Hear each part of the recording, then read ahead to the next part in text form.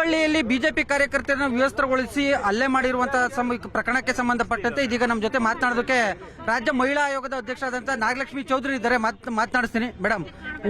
ಹುಬ್ಬಳ್ಳಿ ಘಟನೆಗೆ ಸಂಬಂಧಪಟ್ಟಂತೆ first reaction madam, ಮಹಿಳಾ ಆಯೋಗದ ಅಧ್ಯಕ್ಷರಾಗಿ. ಅದು ನಾನು ಪೊಲೀಸ್ ಅವ್ರಿಗೆ ಮಾತಾಡಿದ್ದೀನಿ. ನಾನು ಅಲ್ಲಿ ಡಿವೈಎಸ್ಪಿ ಅವ್ರಿಗೆ ಮಾತಾಡಿದೆ. ಅದ್ರ ಬಗ್ಗೆ ಸಂಕ್ಷಿಪ್ತವಾಗಿ ನಾನು ವರದಿಯನ್ನ ತಗೊಂಡಿದ್ದೀನಿ. ಅದು ತಾನೇ ಹೆಣ್ಣು ಮಗಳು ತಾನೇ ಬಟ್ಟೆಯನ್ನ ಬಿಚ್ಚಿ ಆ ಥರ ಅಲ್ಲಿ ಒಂದು ಪೊಲೀಸ್ ವ್ಯಾನ್ ಅಲ್ಲಿ ಗಲಾಟೆ ಮಾಡಿದ್ರು ಅಂತ ಅವ್ರು ಹೇಳಿದ್ರು.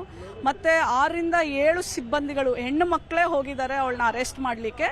ಬಟ್ ಪೊಲೀಸ್ ಅಲ್ಲಿ ಗಾಡಿ ಓಡಿಸ್ಲಿಕ್ಕೆ ಒಬ್ರು ಮತ್ತೆ ಇನ್ನೊಂದು ಪುರುಷ ಪೊಲೀಸ್ ಅವ್ರ ಜೊತೆಯಲ್ಲಿ ಹೋಗಿದ್ರಿಂದ ಅವಳು ಆ ವ್ಯಾನ್ ಅಲ್ಲಿ ಅಷ್ಟೊಂದೆಲ್ಲ ಗಲಾಟೆ ಮಾಡಬೇಕಾದ್ರೆ ಅವರು ಅಸಿಸ್ಟ್ ಮಾಡಿದ್ದಾರೆ ಹೊರತು ಬೇರೆ ಯಾವುದೇ ತರ ಮಾಡಿಲ್ಲ. ಬಟ್ಟೆ ಬಿಚ್ಚಿದ್ದು ಆ ಹೆಣ್ಣು ಮಗಳೇ ಸ್ವತಃ ಬಿಚ್ಚಿ ಅವಳು ಗಲಾಟೆ ಮಾಡ್ತಾ ಇದ್ದಿದ್ದು.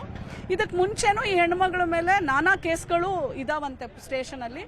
ಇದನ್ನು ಸಹ 307 ಸೆಕ್ಷನ್ ಆ ಸೆಕ್ಷನ್ ಮೇಲೆ ಅವಳ ಮೇಲೆ ಕೇಸ್ ಆಗಿರೋದ್ರಿಂದ ಅವಳನ್ನ ಅರೆಸ್ಟ್ ಮಾಡ್ಕೊಂಡು ಬರಕ್ಕೆ ಪೊಲೀಸ್ ಅವ್ರು ಹೋಗಿರೋದು. ಮತ್ತೆ ಆ ಹೆಣ್ಣು ಮಗಳ ಮೇಲೂ ಇನ್ನೊಂದು ಈ ಪೊಲೀಸ್ ಕೇಸ್ ಹಾಕಿರೋದು ಒಂದು ಹೆಣ್ಣು ಮಗಳೇ. ಸೊ ಹಾಗಾಗಿ ಇದರಲ್ಲಿ ನಮ್ದು ಯಾವುದೇ ತರದ್ದು ಇಲ್ಲ. ಮತ್ತೆ ಈ ಅವರು ಜುಡಿಷಿಯಲ್ ಕಸ್ಟಡಿ ಇದ್ದಾಗ ನಾವು ಪೊಲೀಸ್ ಅವ್ರು ಏನಾದ್ರು ಮಾಡಿದ್ರೆ ಅವಳು ಹೇಳಬೇಕಾಗಿತ್ತು. ಅದು ಯಾವುದೂ ಹೇಳಿಲ್ಲ. ಈ ವಿಡಿಯೋ ವೈರಲ್ ಆದ್ಮೇಲೆನೆ ಈ ತರ ಎಲ್ಲ ಆ ಪೊಲೀಸ್ ಅವರು ನಾವು ತಡೆಯೋದನ್ನ ಆ ವಿಡಿಯೋದಲ್ಲಿ ನೋಡಿದಾಗಿಂದ ಬೇರೆಯವರೆಲ್ಲ ಪೊಲೀಸ್ ಅವರೇ ಏನೋ ಮಾಡಿದ್ದಾರೆ ಅನ್ನೋ ತರ ಆರೋಪ ಮಾಡಿದ್ದಾರೆ. ಕೊಟ್ಟಂತ ಮಹಿಳೆ ಕಾಂಗ್ರೆಸ್ ಕಾರ್ಪೊರೇಟರ್ ಕಾಂಗ್ರೆಸ್ ಒತ್ತಡಕ್ಕೆ ಮಣಿದು ಮಹಿಳೆಯನ್ನ ಈ ರೀತಿ ಅಮಾನುಷವಾಗಿ ಹಲ್ಲೆ ಮಾಡಿದ್ದಾರೆ ಪೊಲೀಸರು ಅನ್ನುವಂಥದ್ದು ಆರೋಪ ಮೇಡಮ್. ನೋಡಿ, ಸತ್ಯ ಗೊತ್ತಿಲ್ಲದೆ ಇವನ್ನೆಲ್ಲ ಕಮೆಂಟ್ ಮಾಡೋದಕ್ಕೆ ನನಗೆ ಆಗೋದಿಲ್ಲ. ಎರಡನೇದು, ಪಕ್ಷಾತೀತವಾಗಿ ಆ ಹೆಣ್ಣು ಮಗಳಿಗೆ ಏನಾದ್ರೂ ಅನ್ಯಾಯ ಆಗಿದ್ರೆ ನಾನು ಆ ಹೆಣ್ಣು ಮಗಳ ಪರಾನೆ.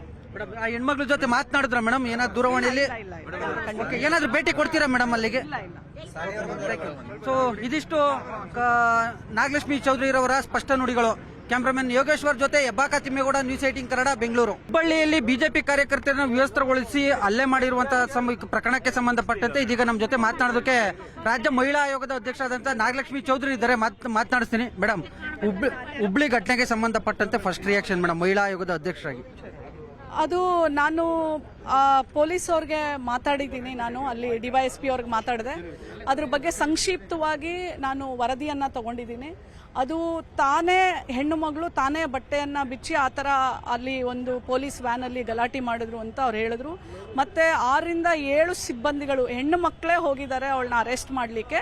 ಬಟ್ ಪೊಲೀಸ್ ಅಲ್ಲಿ ಗಾಡಿ ಓಡಿಸ್ಲಿಕ್ಕೆ ಒಬ್ರು ಮತ್ತೆ ಇನ್ನೊಂದು ಪುರುಷ ಪೊಲೀಸ್ ಅವ್ರ ಜೊತೆಯಲ್ಲಿ ಹೋಗಿದ್ರಿಂದ ಅವಳು ಆ ವ್ಯಾನ್ ಅಲ್ಲಿ ಅಷ್ಟೊಂದೆಲ್ಲ ಗಲಾಟೆ ಮಾಡಬೇಕಾದ್ರೆ ಅವರು ಅಸಿಸ್ಟ್ ಮಾಡಿದ್ದಾರೆ ಹೊರತು ಬೇರೆ ಯಾವುದೇ ತರ ಮಾಡಿಲ್ಲ. ಬಟ್ಟೆ ಬಿಚ್ಚಿದ್ದು ಆ ಹೆಣ್ಣು ಮಗಳೇ ಸ್ವತಃ ಬಿಚ್ಚಿ ಅವಳು ಗಲಾಟೆ ಮಾಡ್ತಾ ಇದ್ದಿದ್ದು.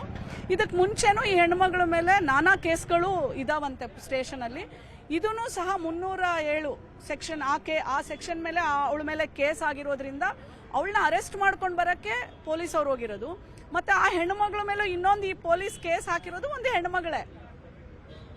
ಸೊ ಹಾಗಾಗಿ ಇದರಲ್ಲಿ ನಮ್ದು ಯಾವುದೇ ತರದ್ದು ಇಲ್ಲ. ಮತ್ತೆ ಈ ಅವರು ಜುಡಿಷಿಯಲ್ ಕಸ್ಟಡಿ ಇದ್ದಾಗ ನಾವು ಪೊಲೀಸ್ ಅವ್ರು ಏನಾದ್ರು ಮಾಡಿದ್ರೆ ಅವಳು ಹೇಳಬೇಕಾಗಿತ್ತು.